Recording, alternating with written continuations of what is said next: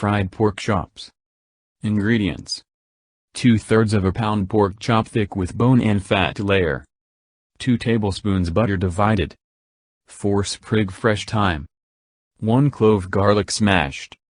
Half a teaspoon sea salt. 1/4 of a teaspoon black pepper. Freshly ground pepper optional. Directions: place the meat on a cutting board and prick it all over with a fork, then flip and prick the other side. Season with salt and pepper on both sides.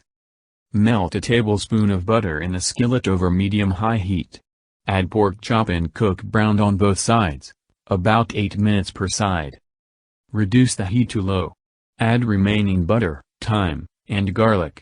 When butter is melted, baste the meat by tilting the pan and spooning the juice over it.